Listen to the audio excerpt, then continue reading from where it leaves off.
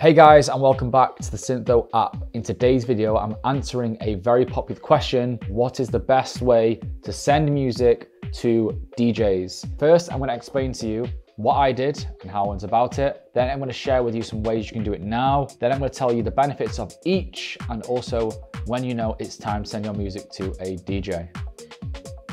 So how did I do it? I uploaded my tracks to SoundCloud, which is fairly straightforward. Then I used Facebook to search for artists. One of the first DJs to play my music was Rich NXT from Fuse. I found his email on Facebook. This is probably still a valid way to do it.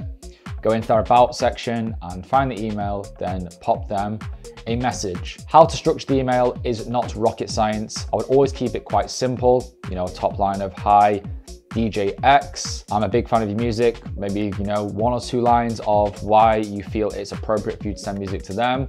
And then just link the track and just say, "Hope to hear back soon." That is it. There is no need to send some 3-paragraph essay. I promise you, I'm not gonna read it. And in a way, it almost feels worse opening up an email and seeing all this text and then, thinking, "Oh, I'm gonna have to read all that. You know what, I'll check it later," and actually not end up checking the link. So yeah, I used Facebook, found the emails, and then as time's gone on, using Instagram. But the thing is, think how you use Instagram. You're on your phone, not usually sat at a laptop ready to listen to tunes, whereas an email, you'll often open them when you're at your computer, etc. So I would always encourage trying to find an email before sliding into the DMs, but you could say in a DM, "Hi DJ X, have you got an email I can contact?" So once I had sent the music and I could see that a DJ had downloaded them, because you can see in SoundCloud's statistics, I would be hunting on Instagram or any live mixes to see if I could find content of them playing the track. This often was successful. Rich Next, Luke Gazelle, Jamie Jones, Apollonia, all artists I saw in the early days playing my tracks, which I had sent to them, and then getting the videos. And honestly, I think a DJ playing your music is more powerful than a release on a label, because that shows it's actually doing damage in the club. So I'd always optimize for getting them plays over labels, but that is quite a nuanced subject.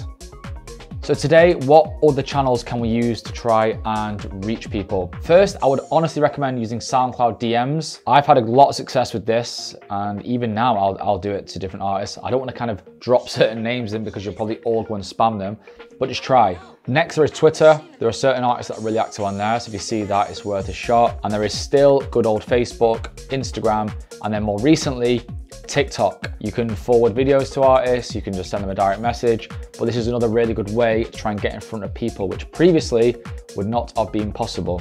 And the final way I would suggest, which may sound weird in this day and age, is face-to-face. Some of the best connections I've made in the industry, Ben Rao, Luca, and Rich, they all came from either sending them an email first from getting their email on Facebook or actually meeting them first. And you'll really notice that when you actually put a name to a face, it sticks. So if you're watching this and you've not been to a rave this month, this year, then that's an issue. You need to make sure you are in the right places. And it's not only the big people you'll meet people who are similar level to you. You can share ideas, and you never know where these relationships can go. So the million-dollar question is, when is the right time to send your music and how do you know? I have this thing called the friend car test. Next time you're in a car with your friends, just play your track on the speaker. Disguise that it's yours, hopefully it doesn't come up on your dashboard or anything like that, and just see what the reaction is. If they go, "What is this shit?" then maybe it's a sign that it's not time. But don't take it too personally if they're into kind of trap or hip hop or rap or whatever. But you can kind of tell off reactions of friends if you don't tell them it's your track, "Oh, what do you think of this one? I just found it yesterday."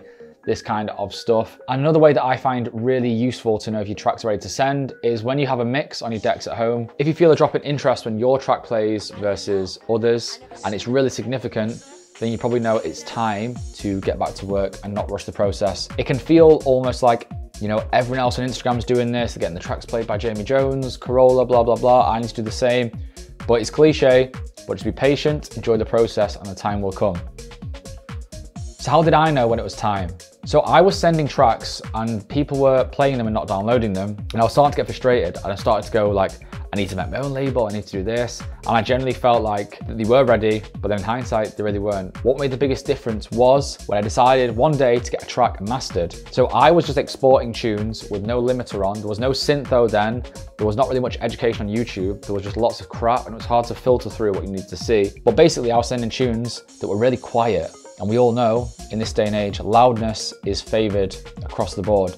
So when I went and got a track mastered, it made such a big difference. And the first track I got mastered was Explore, which came out on Luca Cazal's label, remixed by Rich Next. And literally, it sounded like a different, like completely different track when it was mastered. This was because previously I had no idea about this.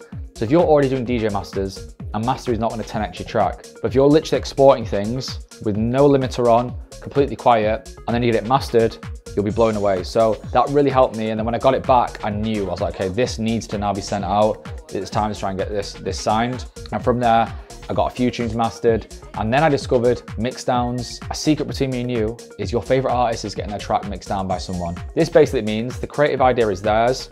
You know, the kick, synths, drums, effects, they're arranging the track. But before that is mastered, which is the kind of final step before it's released, someone else is going to take the project, so all the individual sounds, clean them up, balance them, pan them, reverb, get rid of harsh frequencies, and that made an even bigger difference. So a well-mixed track and a well-mastered track literally was 3xing the productions of myself.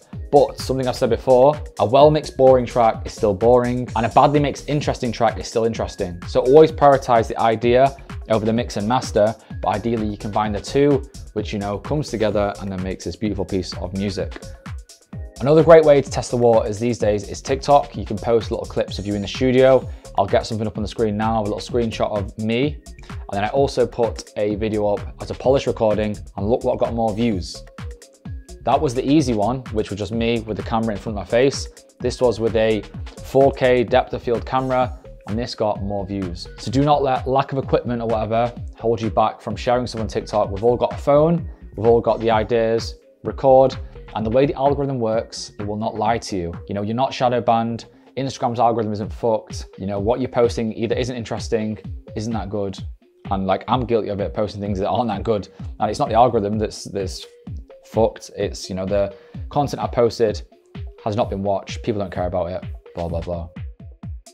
Another way which I'd recommend is just posting ideas on SoundCloud. SoundCloud now has a thing called something like first 100 listeners, and any piece of music which gets uploaded to public on there now, they will push this to new audiences. There's a certain criteria you've got to hit, but I'm pretty sure as long as you've got like a proper account set up, you've got a few tracks on there, they will do this. And obviously, the more people that then play the track for a long period of time, it will then push it further. And you will see that organically, you'll find out if the idea is good. For example, I put this edit up, this Leave Your Man at Home edit. That's got like 65,000 plays now because SoundCloud keeps pushing this to new audiences. So it's almost like the TikTok algorithm now. So sharing ideas on TikTok, sharing them on SoundCloud, you will find out the honest truth whether what you're doing is good or not. So if you've enjoyed watching this, guys, head over to the SYNTHO app. We've got loads of educational content from myself and other world touring artists. We can give you track feedback, you can join the community, and you can take your music to the next level. Don't forget to like, comment, subscribe as well, and I'll see you all in the next video.